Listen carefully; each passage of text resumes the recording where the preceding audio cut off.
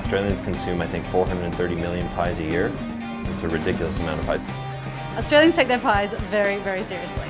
And just to clarify, this is a savoury meat pie singing Advance Australia Fair, not the sweet fruit of O Canada.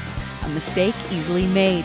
One Vancouver Island native Alex Ralph made when his girlfriend Carrie Jones first approached him with the idea of opening an Australian pie shop in Whistler. When she first said, let's open a pie shop, I said, that's great, let's open a fruit pie shop. That'd be a great idea. Then she said, no, meat pies. And I said, I've got no idea what you're talking about. But Carrie, a snowboarder determined to make her home in Whistler, was suffering daily bouts of Australian pie cravings. And so she shared her tasting knowledge of pies with this Camosun College hotel management graduate, and a life of jumpers, beanies, and good day, entered a tasting kitchen for more than a year. And from it, Peaked Pies on Main Street was born. I'm starting to catch on to some of the Aussie slang. I would say that's the biggest part.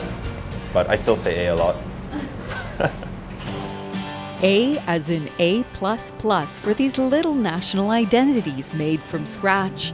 The golden secret all rolls out to pastry, more specifically the butter.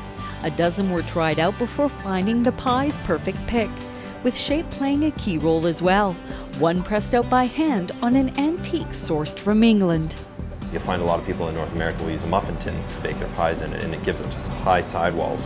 What was key about our pies is that we wanted to keep the sidewalls quite shallow so that when you bite into the pie, you don't get a lot of pastry, you get a lot of the inside, the meat, the filling, and that's what it's about. Another quintessential part of our meat pies is that we use two different pastries, a short crust pastry on the bottom and then a puff pastry on top.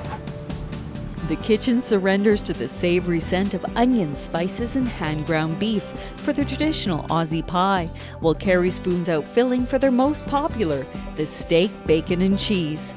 Beef storms the menu board, but each pie has its own distinct flavor and texture, and a chicken and vegetarian coconut milk option also keep repeat offenses interesting, almost as interesting as the application of this Aussie tomato sauce.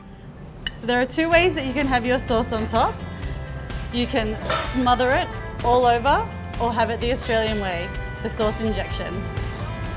The pies are the foundation of this local success, but what puts their pies out on top is the peaked option. It's the mashed potato, peas and gravy piled on top is definitely a Sydney tradition. And the peaking doesn't stop there. The 1901 Lord Lamington cake escalates taste buds up mountains under whipped cream and jam. Different states have their lamingtons different ways as well. So Sydney, it's the plain sponge cake with the chocolate and coconut. Queensland, they cut their lamington in half, fill it with a cream. Victoria, they do a jam on the inside. So Peaked Pies decided to embrace the country as a whole. In North America, people grab a slice of pizza. In Australia, it's you grab a pie. And in Whistler, a fork is recommended to tackle this peak, starting a new tradition, oceans and mountains away. From Whistler, I'm Nicole Fitzgerald for Shaw TV.